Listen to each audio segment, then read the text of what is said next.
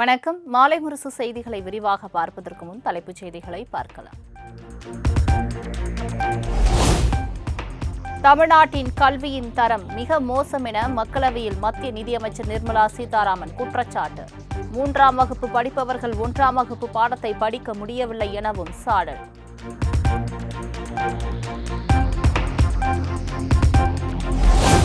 உங்கள் போராட்டம் அநாகரிகமானது என கூறியதற்கே அமைச்சர் தர்மேந்திர பிரதான் பேசியதை திரும்ப பெற சொல்லும் திமுக, தமிழை காட்டுமிராண்டி மொழி என கூறிய பெரியாரை திராவிட இயக்கத்தின் அடையாளம் என போற்றுவதாக நிர்மலா சீதாராமன் கடும் தாக்கு.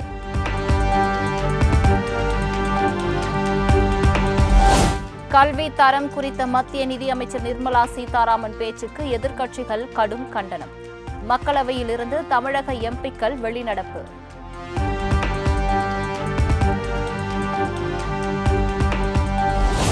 மத்திய நிதியமைச்சர் நிர்மலா சீதாராமன் தமிழ்நாட்டை அவமதித்து விட்டதாக திமுக நாடாளுமன்ற குழு தலைவர் கனிமொழி குற்றச்சாட்டு.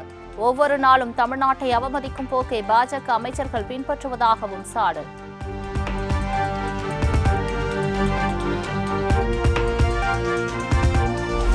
PM ஸ்ரீ பள்ளிகளை நிறுவ தமிழ்நாடு அரசு ஒப்புதல் தந்தது என்பதில் உறுதியாக இருக்கிறேன்.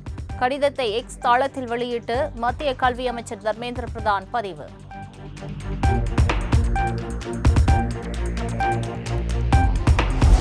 தேசிய கல்விக் கொள்கையை அரசியல் கண்ணோட்டத்தோடு பார்க்க வேண்டாம் என முதலமைச்சர் மு.க.ஸ்டாலினுக்கு தர்மேந்திர பிரதான் கோரிக்கை.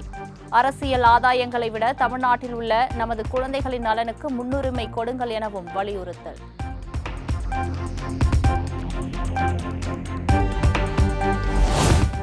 மும்மொழி கொள்கையை ஏற்பதில்லை என்ற நிலைப்பாட்டில் எந்த மாற்றமும் இல்லை. தவறான தகவல்களை பரப்புவதால் உண்மைகள் மாறாது என்றும் மத்திய அமைச்சர் தர்மேந்திர பிரதானுக்கு அமைச்சர் அன்பில் மகேஷ் பதிலடி.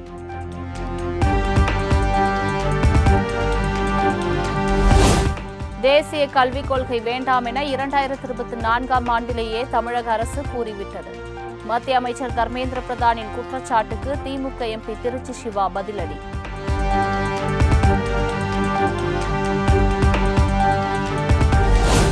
நாடாளுமன்றத்தில் PM ஸ்ரீ பள்ளிகள் தொடர்பாக தான் தவறான தகவலை தரவில்லை என அமைச்சர் தர்மேந்திர பிரதான் விளக்கம். தமிழ் மொழியை பாதுகாப்பும் என குரல் கொடுக்கும் திமுக தமிழக மொழி இலக்கிய சின்னங்களை மேம்படுத்த எந்த முயற்சியும் செய்யவில்லை என குற்றச்சாட்டு.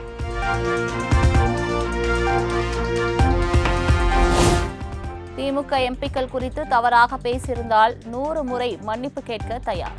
மாநிலங்களவையில் மத்திய அமைச்சர் தர்மேந்திர பிரதான் பேச்சு.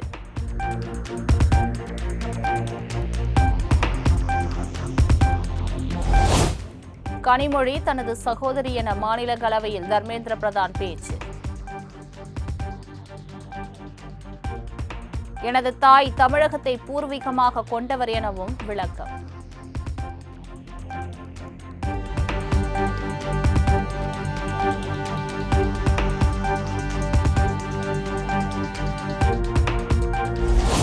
தமிழர்கள் மீது பாஜகவினருக்கு இருக்கும் வன்மம் வெளிப்பட்டு விட்டதாக முதலமைச்சர் மு.க.ஸ்டாலின் குற்றச்சாட்டு.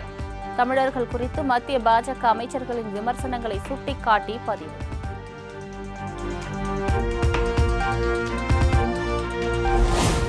தொகுதி மறுசீரமைப்பு ஹிந்தி திணிப்பு விவகாரத்தில் மத்திய அரசை கண்டித்து திமுக சார்பில் தமிழகம் முழுவதும் இன்று கண்டன பொதுக்கூட்டம். திருவள்ளூரில் நடைபெறும் கூட்டத்தில் முதலமைச்சர் மு.க.ஸ்டாலின் பங்கேற்று கண்டன உரையாற்றுகிறார். தமிழக வெற்றிக் கழக தலைவர் விஜய்க்கு வரும் 14ஆம் தேதி முதல் Y பிரிவு பாதுகாப்பு வழங்கப்பட உள்ளதாக தகவல். கடந்த மாதம் மத்திய உள்துறை அமைச்சகம் ஒப்புதல் வழங்கிய நிலையில் அறிவிப்பு.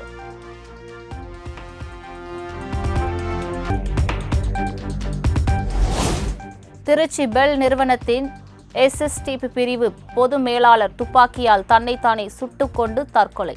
உரிமமில்லாத துப்பாக்கியால் சுட்டுக்கொண்டு தற்கொலை செய்து கொண்டது தொடர்பாக போலீசார் விசாரணை.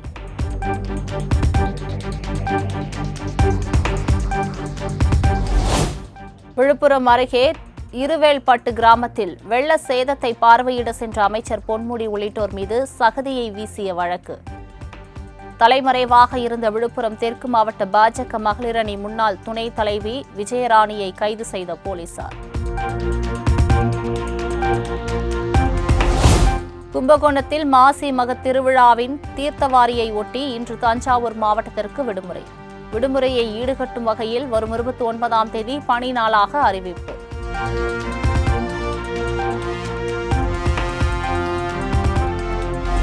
மாசி மாத வளர்பிறை பிரதோஷத்தையொட்டி சிவாலயங்களில் உள்ள நந்தி பெருமானுக்கு சிறப்பு அபிஷேகம். திரளான பக்தர்கள் பங்கேற்று சாமி தரிசனம்.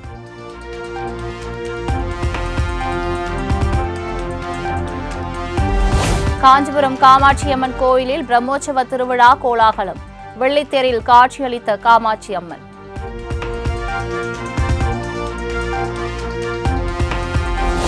திருப்பதி தேவஸ்தானத்தின் அதிகாரப்பூர்வ வலைதளத்தை மட்டுமே பயன்படுத்துங்கள். பக்தர்களுக்கு திருப்பதி தேவஸ்தானம் வேண்டுகோள்.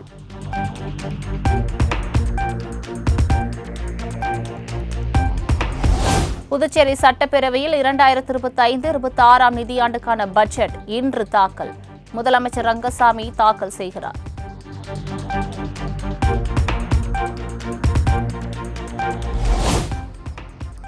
இந்தியாவிற்கும் மொரிஷியஸுக்கும் இடையிலான கூட்டாண்மை பகிரப்பட்ட மதிப்புகள் மற்றும் நம்பிக்கையை அடிப்படையாக கொண்டது.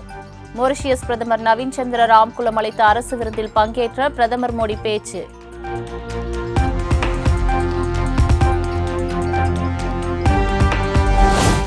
பிரதமர் மோடிக்கு மொரிஷியஸ் நாட்டின் மிக உயரிய விருது வழங்கப்படும் என அந்நாட்டு பிரதமர் நவீன் சந்திர ராம்குலம் அறிவிப்பு. இந்த விருதை பெறும் முதல் இந்தியர் என்ற சிறப்பை பெறுகிறார் பிரதமர் மோடி.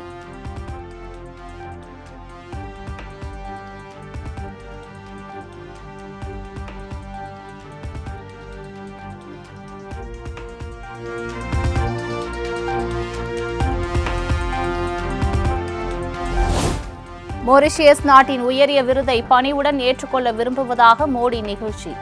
இந்திய நிறுவனங்கள் மொரிஷியஸில் மில்லியன் கணக்கான டாலர்களை முதலீடு செய்துள்ளதாகவும் பேச்சு.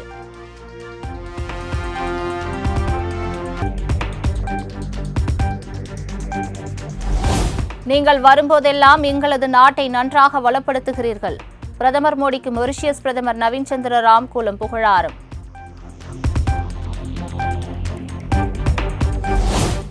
ஒடிசா சட்டப்பேரவையில் பாஜக காங்கிரஸ் எம்எல்ஏக்களுக்கு இடையே மோதல். வாக்குவாதம் முற்றியதால் கைகலப்பு.